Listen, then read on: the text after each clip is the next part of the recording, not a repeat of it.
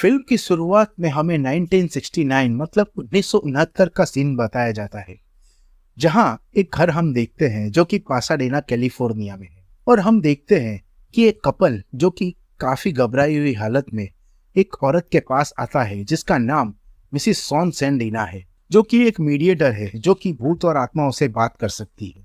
Mrs sworn सेंडिना बाहर आती है और उस बच्चे को देखती है, तो उस लड़के का पिता मिसिस सॉन से कहता है कि इसे कुछ आवाजें आती है और वो बहुत तेज होती जाती है और इसे कुछ परछाइयां भी दिखाई देती है। तभी वहां पर हम एक मक्खी को देखते हैं। मिसिस सॉन उनसे पूछती है कि इसने क्या किया है, तो वो बताते हैं कि इसने बंजारों से एक चांदी का हार चुराया था और उस कपल ने उन लोगों को वो हार वापस करना चाहा तो उन लोगों ने मना कर दिया। मिसिस सॉन उनसे अंदर आने को कहती है। अंदर जाने के बाद बच्चे को कुछ शैतानी हाथ और पैर दिखाई देते हैं और जब मिसिस सॉन रिचुअल स्टार्ट करती है तो एक अदृश्य शैतानी शक्ति इन सब पे हमला करने लगती है और वो बच्चा उससे बचने के लिए जब भागता है तो वो शक्ति उसे उठाकर नीचे जमीन पर फेंक देती है और ऊपर से मिसिस सॉन उसे भागने को कहती है। और जब वो भागने की कोशिश करता है तो जमीन फटने लगती है और जमीन से आग की लपटें निकलती है और एक शैतानी हाथ आकर उस बच्चे को जमीन में अपने साथ ले जाता है। और ऊपर से मिसिस सॉन ये सब देखकर कहती है कि हम फिर मिलेंगे।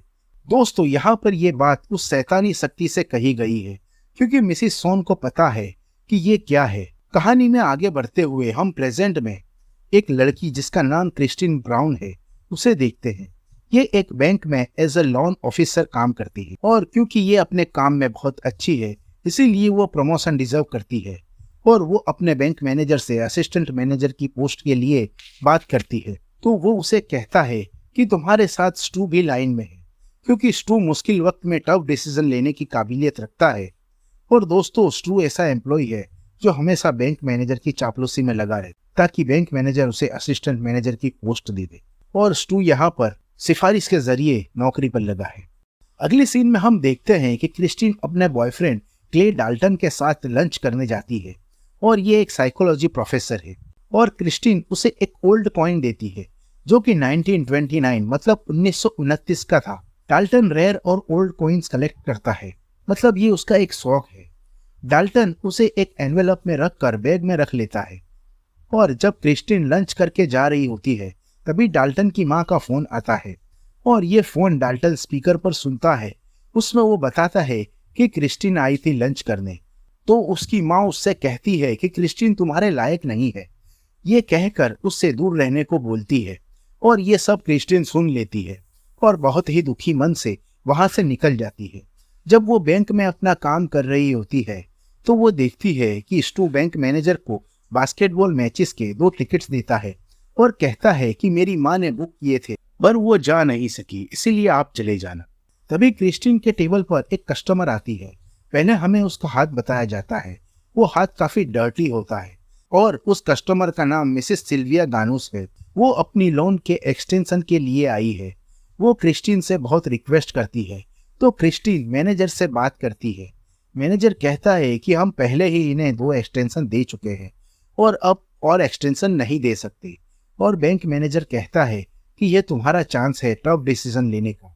क्रिस्टीन स्टू की तरह टफ डिसीजन लेने के चलते मिसिस गानूस को लोन एक्सटेंशन देने से मना कर देती है, पर मिसिस गानूस उससे बहुत रिक्वेस्ट करती है, यहाँ तक कि उसके हाथ पैर भी जोड़ती है और उससे भीख मांगने लगती है, पर क्रिस्टीन कुछ नहीं करती। और इसी दौरान क्रिस्टीन की वजह से मिसिस गानूस गिर जाती है और वो उसे अपनी इंसल्ट, अपनी बेइज्जती समझने लगती है, पर क्रिस्टीन ने ये जानबूझकर नहीं किया था और मिसिस गानूस क्रिस्टीन पर हमला करने के लिए आगे बढ़ती है। तो बैंक के सिक्योरिटी गार्ड्स मिसिस गानूस को बैंक के बाहर निकाल देते हैं। और अगले सीन में हम देखते हैं कि बैंक मैनेजर क्रिस्टीन को एक नई लोन के सिलसिले में एक फाइल देता है। अब क्रिस्टीन अपने घर के लिए निकलती है। पार्किंग में उस पर मिसिस गानूस हमला कर देती है। क्रिस्टीन इससे बचने की बहुत कोशिश करती है, पर मिसिस गानूस को अपनी बेइज्जती का बदला लेना था और एक जगह पर मिसिस गानूस मारते मारते अचानक क्रिस्टीन का कोट का एक बटन तोड़कर उस पे कुछ मंत्र बोलती है और लामिया ये नाम लेकर उस बटन को फिर से उसके हाथ में रख देती है और कहती है कि अब तुम मेरे पास आओगी भीख मांगने। और क्रिस्टीन बेहोश हो जाती है और जब उसे होश आता है तो पुलिस और डाल्टन से कांटेक्ट करती है। पुलिस वाले उसका बयान नोट करते हैं। तभी वहां पर डाल्टन भी आ जाता है। अगले सीन में वो दोनों एक कॉफी शॉप से बाहर आते हैं। क्रिस्टीन को स्पिरिट एडवाइजर जो कि फॉर्च्यून रीड करते हैं वो शॉप दिखाई देती है और डाल्टन से कहती है कि मुझे अपना फॉर्च्यून रीड करवाना है। पर डाल्टन एक साइकोलॉजी प्रोफेसर है तो वो मना कर देता है। पर क्रिस्टीन के जोर देने पर वो मान जाता है और वहां उन दोनों को रामझास मिलता है। यही फॉर्च्यून रीड करता है और ये इसके $60 चार्ज करता है।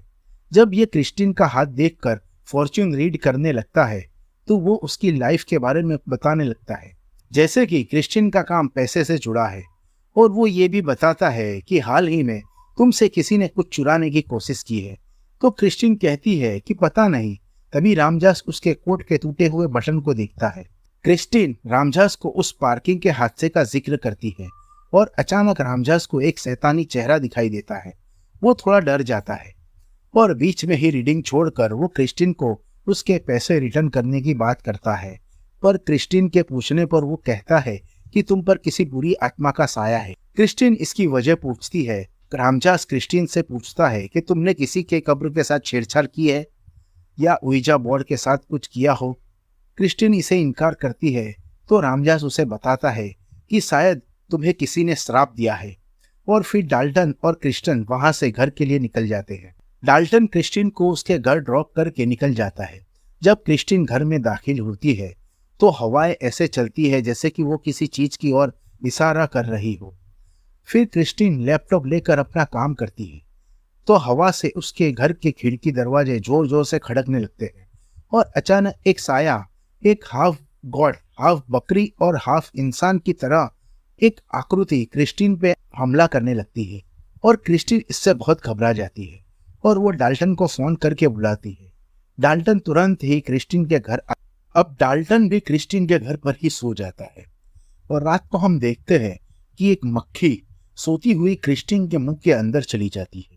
और रात को अचानक मिसिस गानुस बहुत ही बुरी हालत में क्रिस्टीन पर हमला कर देती है और क्रिस्टीन यहाँ भी उससे बचने की बहुत कोशिश करती है। पर हम देखते हैं कि ये सिर्फ क्रिस्टीन का एक बुरा सपना है। सुबह में डाल्टन क्रिस्टीन को बैंक ड्रॉप कर देता है और जब वो बैंक में अपने टेबल पर बैठी होती है तब उसे उसके पेट से एक मक्खी भिनभिनाने की आवाज आती है और तभी उसके पास स्टू आता है। वो उससे कुछ लोन प्रोसेस सीखने आया है। पर क्रिस्टीन को टेबल पर स्टू के हाथ के बदले मिसिस गानुस का वो गंदा सा हाथ दिखाई देता है और क्रिस्टीन चिल्लाकर कहती है कि अपना गंदा हाथ टेबल से हटाओ। और उसकी आवाज सुनकर मैनेजर और दूसरे स्टाफ भी वहां पर आ जाते हैं। मैनेजर क्रिस्टीन से पूछता है कि क्या हुआ। तब अचानक क्रिस्टीन की नाक से खून निकलने लगता है और वो खून धीरे धीरे बहुत बढ़ जाता है और मैनेजर के कपड़ों पर उड़ने लगता है और क्रिस्टीन इसके चलते बैंक से निकल जाती है। और इस मौके का फायदा उठाकर स्टू क्रिस्टीन के टेबल से मैनेजर की दी हुई फाइल चुरा लेता है। और अगले सीन में हम देखते हैं कि क्रिस्टीन मिसेस गानुस की पोती का एड्रेस बताकर उसके घर पहुंचती है और वहां वो मिसेस गानुस की कार देखती है। दरवाजा नॉक करने पर मिसेस गानुस की पोती दरवाजे पर आती है पर वो क्रिस्टीन को अंदर आने नहीं देती। पर क्रिस्टीन कहती है कि मुझे उनसे माफी मांगनी है तो वो मान जाती है और क्रिस्टीन अंदर जाकर देखती है कि मिसेस गानुस की मौत हो चुकी है और आज उनका फ्यूनरल है। अब वो रामझास के पास जाती है। रामझास क्रिस्टीन को बताता है कि ये लामिया श्राप है। इस श्राप में पीड़ित की किसी भी एक चीज को छीन कर या चुरा कर उस पे एक श्राप दिया जाता है और उसे वो चीज वापस लौटा दी जाती है। रामझास उसे ये भी बताता है कि लामिया एक शैतानी बकरा है जो कि पहले तो जिसे ये श्राप दिया गया होता है उसे 3 दिन तक डराता है और तड़पाता है और फिर उसकी रूह को अपने साथ ले जाता है। तो क्रिस्टीन रामझास को अपने कोट का टूटा हुआ बटन बताती है जिस पे श्राप दिया गया था। क्रिस्टीन उससे पीछा छुड़ाना चाहती है तो रामझास उसे किसी जानवर की बलि चढ़ाकर लामिया को खुश करने का तरीका बताता है और उसे एक किताब देता है जिसमें बलि का पूरा तरीका बताया होता है। क्रिस्टीन अपनी बिल्ली को सेक्रीफाइस करने का फैसला करती है और घर जाकर वो किताब पढ़ती है और तभी हम देखते हैं कि लामिया उसके आसपास एक साये के रूप में घूमकर उसे डराने लगता है। क्रिस्टीन को उसका साया नजर आने लगता है और लामिया उसके दरवाजे पर आकर एक साये के रूप में 2 बड़े हाथ उसकी तरफ बढ़ाता है और क्रिस्टीन उससे बचने के लिए दूसरी ओर भागती है तो वहां लामिया उस पर हमला कर उसे कुछ देर के लिए हवा में लटका देता है और कुछ देर बाद जब सब कुछ शांत होने के बाद वो नीचे गिरती है तो वो अपनी बिल्ली को मार कर दफना देती है। उस किताब के तरीके से अब क्रिस्टीन कुछ राहत की सांस लेती है। तभी उसके घर पर डाल्टन आ जाता है और क्रिस्टीन को अपने माँ बाप के साथ लंच पर इनवाइट करता है और क्रिस्टीन तैयार होकर उसके साथ डाल्टन के घर चली जाती है। डाल्टन अपने माँ बाप से क्रिस्टीन को इंट्रोड्यूस करवाता है और जब सब डाइनिंग टेबल पर बैठे होते हैं तब क्रिस्टीन को सर्व की हुई पेस्ट्री में एक आंख दिखाई देती है और डाइनिंग टेबल पर वो मक्खी जो उसके मुंह में चली गई थी वो क्रिस्टीन के मुंह से बाहर आ जाती है और पास ही के डोर पर उसे लामिया का साया भी नजर आता है और जैसे वो जोर जोर से डोर को पछाड़ रहा हो ऐसी आवाज भी होती है। तो क्रिस्टीन उस डोर पर ग्लास मारकर जोर से चिल्लाकर कहती है कि मुझे अकेला छोड़ दो और वो डाल्टन के घर से निकल जाती है और रामझास के पास जाकर उस पर गुस्सा होती है कि तुमने कहा था कि जानवर की बलि से लामिया खुश होकर मेरा पीछा छोड़ देगा, तुम्हारी वजह से मैंने मेरी प्यारी बिल्ली को सेक्रीफाइस कर दिया। तो रामझास उसे कहता है कि मैंने तुमसे कहा था कि ये शायद काम ना भी करे क्योंकि हमारा सामना बहुत ताकतवर शैतान से है जो कब क्या करेगा हम नहीं जानते। और वो कहता है कि कल तीसरा दिन है और वो तुम्हें अपने साथ ले जाने जरूर आएगा, तो हमें उससे बात करनी होगी और ये काम एक औरत कर सकती है पर इसमें उसकी जान को भी खतरा रहेगा तो वो ये काम फ्री में नहीं करने वाली, उसके लिए उसे $10,000 देने होंगे, वो भी कैश। क्रिस्टीन को रामझास पर भरोसा नहीं होता पर उसके पास एक ही दिन होता है लामिया से पीछा छुड़ाने के लिए। तो वो अपने बैंक मैनेजर के पास जाती है और उससे अपने असिस्टेंट मैनेजर की एडवांस सैलरी मांगती है पर मैनेजर उसे ये कहकर मना कर देता है कि जिस लोन पर तुम काम कर रही थी उस कंपनी ने दूसरी बैंक के साथ डील कर ली है और हम इसका पता लगा रहे हैं कि क्या गलत हुआ है, तो अभी एडवांस सैलरी नहीं मिल सकती। अब क्रिस्टीन पैसों के लिए अपना सारा नया पुराना सामान बेचकर पैसे इकट्ठा करने का फैसला करती है। जब वो अपने बैकयार्ड में जाकर वहां से सारा पुराना सामान निकाल रही होती है तभी वहां पर मिसेस गानुस का भूत उस पर हमला कर देता है पर हम देख पाते हैं कि ये भी सिर्फ उसका एक बुरा सपना है। क्रिस्टीन सब सामान लेकर पॉन शॉप पर जाती है जहां पुराना सामान बेचा जाता है पर उसे उसके सिर्फ $3,800 ही मिल पाते हैं और उन पैसों को लेकर क्रिस्टीन अपने घर पर आकर रो रही होती है। तभी वहां डाल्टन आता है और वो उसे कहता है कि मैंने रामझास को पैसे दे दिए हैं क्योंकि मैंने अपने आप से एक वादा किया है कि हर पल मैं तुम्हारा ख्याल रखूंगा। और अगले सीन में हम देखते हैं कि डाल्टन क्रिस्टीन को कहीं ड्रॉप करके चला जाता है क्योंकि रामझास ने उसे अंदर आने से मना किया होता है और हम देखते हैं कि क्रिस्टीन उसी घर के सामने खड़ी होती है जो हमने फिल्म की शुरुआत में देखा था, मतलब कि मिसेस सॉन ही वो औरत है जो क्रिस्टीन की हेल्प कर सकती है। क्रिस्टीन घर के अंदर एंटर होती है और रामझास मिसेस सॉन से इंट्रोड्यूस करवाता है और कहता है कि मिसेस सॉन ही तुम्हें लामिया से छुटकारा दिला सकती है क्योंकि इनका सामना लामिया से पहले भी एक बार, मतलब कि ठीक 40 साल पहले उस छोटे बच्चे के वक्त हुआ था, वो लामिया ही था। अब मिसेस सॉन क्रिस्टीन और सबको रिचुअल समझाना स्टार्ट करती है। तो रिचुअल कुछ इस तरह का होता है कि मिसेस सॉन, रामझास, क्रिस्टीन और मिसेस सॉन का असिस्टेंट ये चारों एक दूसरे के हाथ पकड़कर टेबल पर बैठेंगे और मिसेस सॉन का असिस्टेंट पहले ही एक बकरा वहां लाकर बांध देगा। अब मिसेस सॉन मंत्र पढ़ना शुरू करेंगी और जब लामिया मिसेस सॉन को पजेस करेगा तो क्रिस्टीन को उनका हाथ पकड़कर बकरे के सर पर रखना होगा। जैसे ही बकरे को लामिया पजेस करेगा मिसेस सॉन का असिस्टेंट उस बकरे को सैक्रिफाइस करके लामिया को खत्म कर देगा और अब ये सब मिलकर रिचुअल स्टार्ट करते हैं। पर रिचुअल की शुरुआत में जैसे ही मिसेस सॉन मंत्र पढ़ना स्टार्ट करती है और लामिया को बुलाने की कोशिश करती है तो वहां पर दूसरी आत्माएं आ जाती है और मिसेस सॉन उन सब दूसरी आत्माओं को वहां से जाने को कहती है और वो वहां से चली जाती है। और अब लामिया मिसेस सॉन को पजेस कर लेता है और जैसे ही क्रिस्टीन मिसेस सॉन का हाथ बकरे पर रखती है लामिया बकरे को पजेस कर लेता है और मिसेस सॉन बेहोश हो जाती है। असिस्टेंट जैसे ही बकरे को सैक्रिफाइस करने के लिए नाइफ चलाता है तो गलती से बकरे की रस्सी कट जाती है और बकरा असिस्टेंट के हाथ पर काट लेता है और अब असिस्टेंट को लामिया पजेस कर लेता है। वो क्रिस्टीन के पीछे आकर उसे डराने लगता है और सब पे हमला करने लगता है। अब तक मिसिस सोन को होश आ चुका है और वो असिस्टेंट पर कुछ मंत्र पढ़ती है और लामिया असिस्टेंट की बॉडी से बाहर निकलकर वहां से भाग जाता है और मिसिस सोन कमजोर होकर गिर जाती है और हमें यहाँ पता चलता है कि मिसिस सोन ने असिस्टेंट की बॉडी से लामिया को निकालने में अपनी जान दे दी है। अब क्रिस्टीन रामजास से कहती है कि आखिर में लामिया से पीछा छूट गया। तो रामजास कहता है कि लामिया सिर्फ इस जगह से भाग गया है, हमें बकरे को सेक्रीफाइस करना था पर वो नहीं हुआ, इसीलिए लामिया तुम्हारी आत्मा को लेने जरूर आएगा। क्रिस्टीन पूछती है कि अब हम क्या करें। तो रामजास कहता है कि तुम अपने इस श्राप को किसी को तोहफे के रूप में दे दो तो लामिया उसकी आत्मा को ले जाएगा। क्रिस्टीन उससे कहती है कि तुमने मुझे ये पहले क्यों नहीं बताया। रामजास उसे बताता है कि तुम जिसे ये देती लामिया उसकी आत्मा को अपने साथ हेल में ले जाता और अनंत काल तक वो हेल की आग में जलती और हम दोनों इस गुनाह में भागीदार होते। पर जब तुम्हारे पास कोई और रास्ता नहीं है तो तुम्हें यही करना होगा।